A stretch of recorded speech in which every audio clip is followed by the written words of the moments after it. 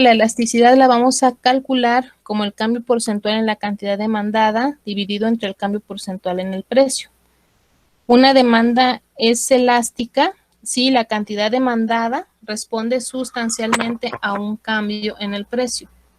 Y una demanda es inelástica cuando la cantidad demandada responde ligeramente a un cambio en el precio. Ahora, ¿de qué depende que una demanda sea elástica o inelástica? Bueno, pues algunos de los determinantes es la disponibilidad de sustitutos, necesidades frente a lujos, definición del mercado y el horizonte del tiempo.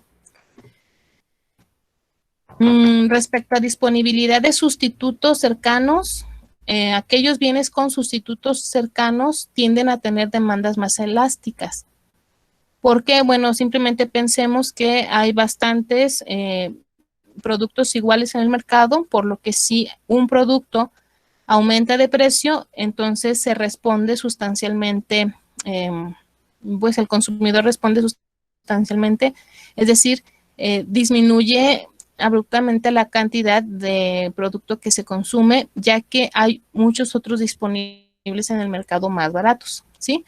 A eso se refiere con que es una demanda más elástica. Y si hay muchos sustitutos, pues tenderá a tener demanda más elástica en relación a aquellos bienes que no tienen sustitutos cercanos. Por ejemplo, si hablamos de forma general del mercado de los alimentos, pues evidentemente será una demanda inelástica, ya que se trata de necesidades y no hay, perdón, o sea, no tienen muchos sustitutos cercanos así de forma generalizado. Bien, entonces aquellos mercados donde hay muchos sustitutos tienden a tener demandas elásticas. Otro determinante es la necesidad frente al lujo. Entonces, aquellos bienes que son necesarios tienden a tener demandas inelásticas, como ya decíamos, los alimentos, medicinas, aquellos bienes que son necesarios. Frente a bienes que son de lujo, los bienes que son de lujo tienden a tener demandas más elásticas.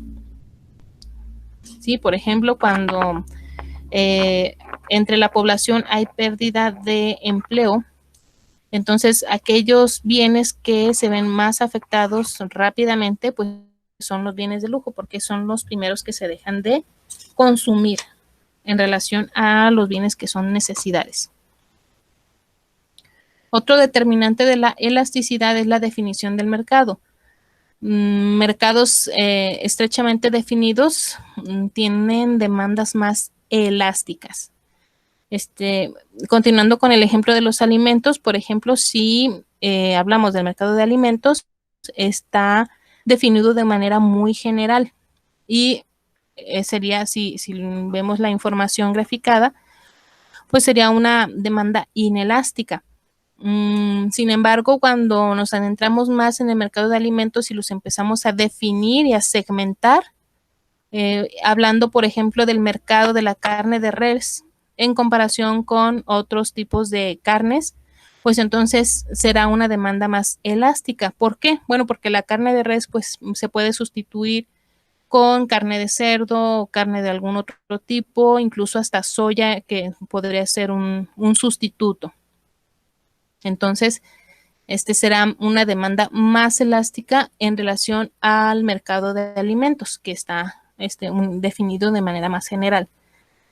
Asimismo, cuando analizamos demandas en el corto plazo, tienden a tener demandas más inelásticas en relación a cuando analizamos en el largo plazo, ya que en el largo plazo podemos tomar decisiones de consumo, por ejemplo, ante aumentos en el precio de la gasolina, quizá en el corto plazo no podemos reaccionar rápidamente, pero en el largo plazo podemos nosotros mudarnos a lugar cercano a la escuela o al trabajo, o podemos cambiar de coche de manera que consuma menos gasolina, etcétera.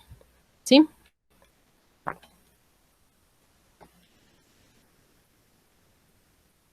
Bien, entonces el libro, el autor nos presenta un método que le llama método del punto medio, ya que si evaluamos de un punto a otro de forma porcentual, cambiará si medimos, por ejemplo, demanda cuando el precio es de 2 a una demanda cuando el precio es de 4. La proporción cambia dependiendo de si aumenta o baja el precio. Entonces, para evitar esta confusión, este autor presenta el método de punto medio, es decir, se toma el promedio entre los dos puntos de precio y cantidad. Entonces, sería ver el cambio de la cantidad de un punto a otro dividido entre el promedio de la cantidad. Entre el cambio en el precio dividido entre el promedio, ¿sí? Y este método se utiliza cuando, por ejemplo, no se tienen las herramientas del cálculo diferencial. Ahora, decíamos que se puede tener demandas elásticas, inelásticas, pero también se puede tener una demanda de elasticidad unitaria. Este caso es cuando el cambio en el precio provoca un cambio en la cantidad en la misma proporción en la que cambió el precio. Y bueno, cuando se tiene una demanda elástica, se tiene una elasticidad en términos absolutos mayor a 1. Cuando es inelástica, se tiene una elasticidad menor a 1.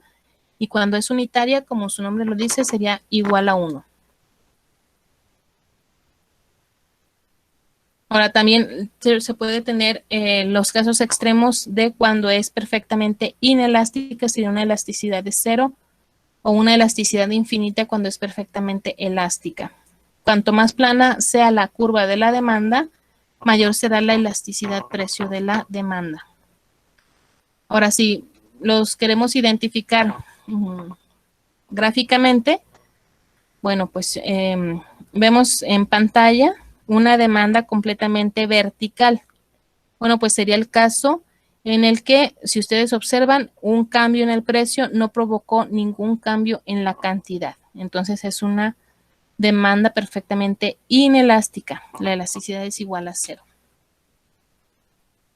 Ahora, en el panel B vemos el caso de una demanda inelástica y decimos pues que es una elasticidad menor que 1, ya que la definición del autor decíamos que ¿cómo se calcula la elasticidad?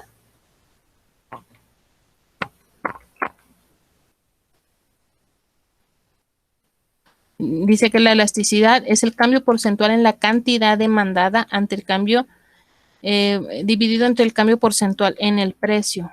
¿Sí? Entonces tenemos que observar qué tanto cambia la cantidad, es decir, este cambio, y qué tanto cambia el precio. Entonces la elasticidad sería cambio en el precio, que es de 11%, dividido entre 22, pues te da algo menor a 1, es inelástica.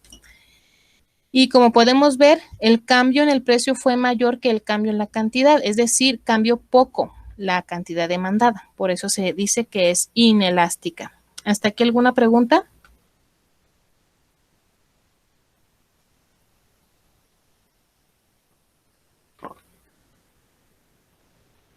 En el panel C tenemos el caso de una elasticidad unitaria. Aumenta el precio en 22% y provoca que la demanda caiga en 22%. Noten que en todos los casos se mantiene una relación negativa entre precio y cantidad, pero la elasticidad te dice qué tanto. Entonces la unitaria pues te muestra un cambio igual para precio y cantidad.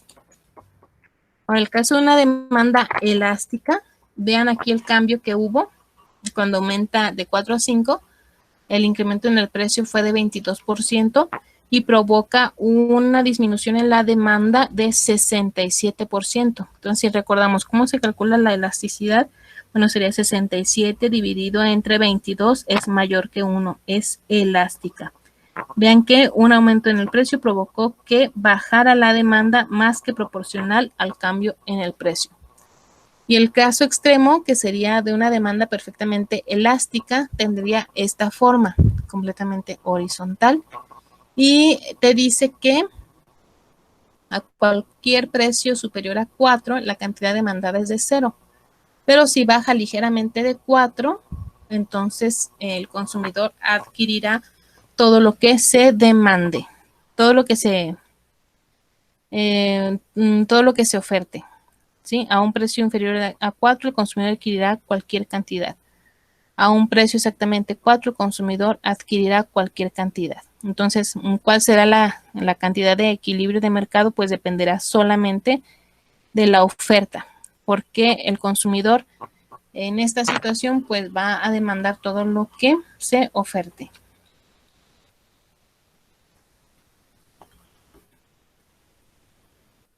¿Hasta aquí alguna pregunta? ¿Queda claro a qué se refiere el término de elasticidad precio de la demanda?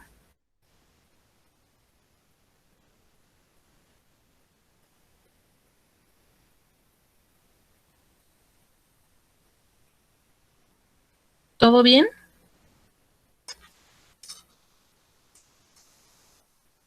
Sí, maestra. Bien, gracias. Bueno, entonces otro